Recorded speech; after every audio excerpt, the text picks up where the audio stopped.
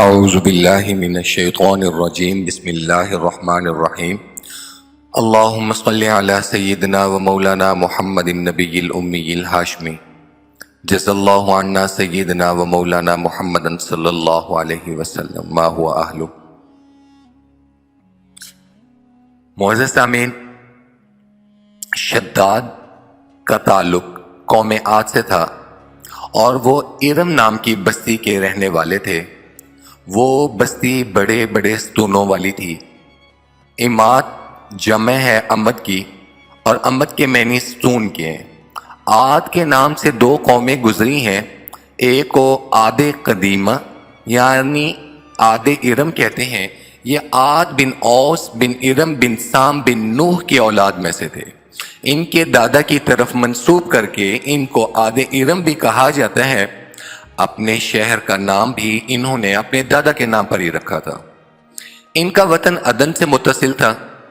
ان کی طرف حضرت ہود علیہ السلام کو مبعوث کیا گیا تھا، لیکن قوم عاد کی بدعمالیوں کی وجہ سے قوم عاد کو تباہ کر دیا گیا، تو حضرت ہود حضرموت کی طرف مراجعت کر گئے، ہجرت کر گئے۔ ان کی رہائش احقاف کے علاقوں میں تھی۔ حضرت ہود کی وفات بھی یہیں ہوئی۔ احقاف میں بسنے والی اس قوم نے بہت ترقی کی۔ اللہ تعالیٰ نے اس قوم کو غیر معمولی قد و قامت اور قوت عطا فرمائی ہوئی تھی۔ ان میں ہر شخص کا قد کم از کم 12 ہاتھ 12 گز لمبا قد تھا۔ طاقت کا یہ حال تھا کہ بڑے سے بڑا پتھر جو کہ کئی آدمی مل کر بھی نہ اٹھا سکیں، ان کا ایک آدمی اس کو ایک ہاتھ سے اٹھا کر پھینک دیتا تھا۔ یہ لوگ طاقت اور قوت کے بلبوتے پر پورے یمن پر قابض ہو گئے۔ دو بادشاہ خاص طور پر جن میں بہت جاہ و جلال تھا، وہ دونوں بھائی تھے۔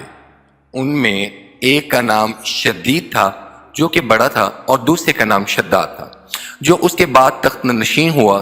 یہ دونوں وسیع علاقے پر قابض ہو گئے اور بے شمار لشکر و خزانے انہوں نے جمع کر لیے تھے۔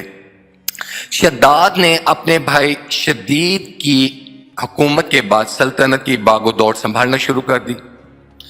ابھی کچھ عرصہ ہی گزرا تھا کہ دنیا کی کوئی طاقت اور کسی بادشاہ میں اتنی جرأت نہیں تھی کہ وہ اس کا مقابلہ کر سکے۔ اس تسلط اور غلبے نے شداد کو اتنا مغرور اور متکبر کر دیا کہ اس نے خدائی دعویٰ کرنے لگ گیا۔ اس وقت کے علماء اور صلحاء جو کہ سابقہ انبیاء کے علوموں کے وارث تھے، انہوں نے اس کو بہت سمجھایا اور اللہ کے عذاب سے ڈرایا۔ تو وہ کہنے لگا کہ اللہ کی عبادت کر کے مجھے کیا حاصل ہونا ہے؟ مجھے جو جنت حاصل ہونی ہے وہ تو میں خود بھی بنا سکتا ہوں، اور میرے پاس جتنی دولت ہے اور جتنا مقام اور مرتبہ میرے پاس موجود ہے، مجھے کسی جنت کی ضرورت نہیں ہے۔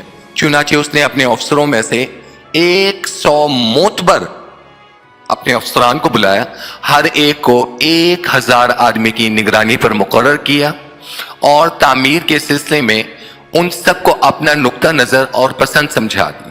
اس کے بعد پوری دنیا میں اس کام کے ماہرین کو عدن بھجوانے کا حکم دیا، اور اپنے لوگوں کو یہ حکم دیا کہ سونے چاندی کے کانوں میں سے سونا نکالیں اور اس کی سونے کی اور چاندی کی اینٹیں بنائیں، اور کوہ عدن کے متصل ایک مربع شہر میں 10 کوس چوڑا اور 10 کوس لمبا ایک شہر آباد کرنے کا حکم دیا، اور اس کی بنیادیں اتنی گہری بھروا دیں اور اتنی گہری کھدوائیں کہ زمین سے پانی نکلنا شروع ہو گیا۔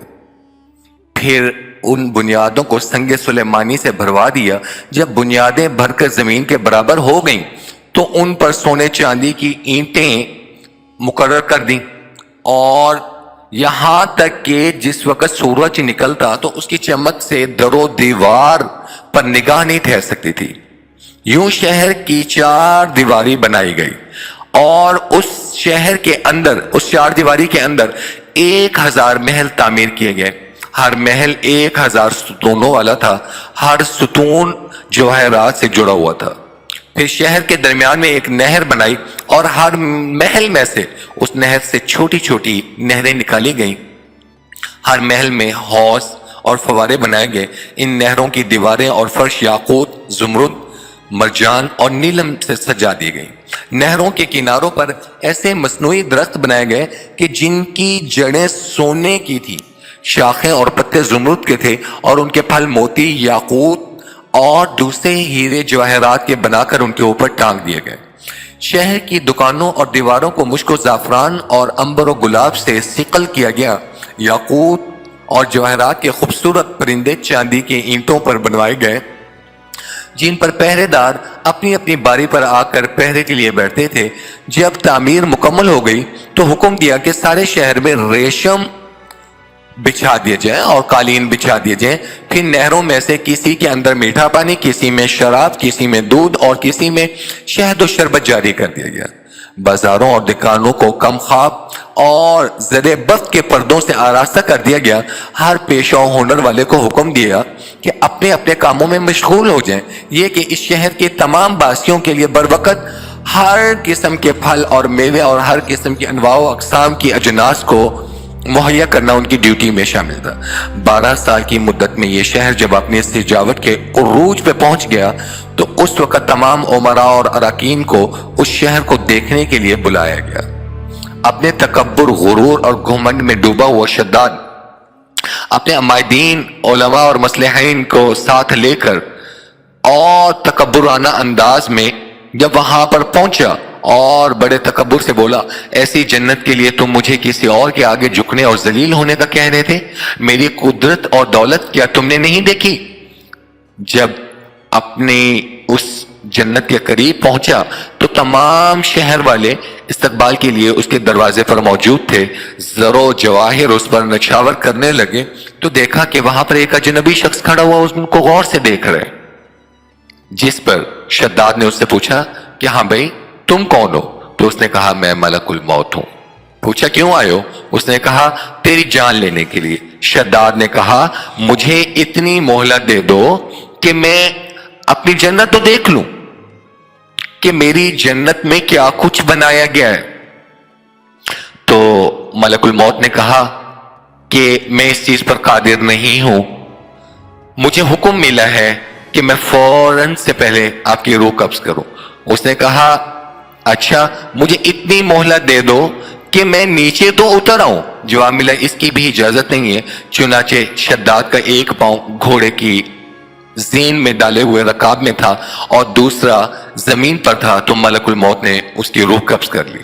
پھر حضرت جبریل علیہ السلام نے ایک زوردار اور ہولناک چیخ ماری جس سے وہ تمام شہر ملیا میٹ ہو گیا.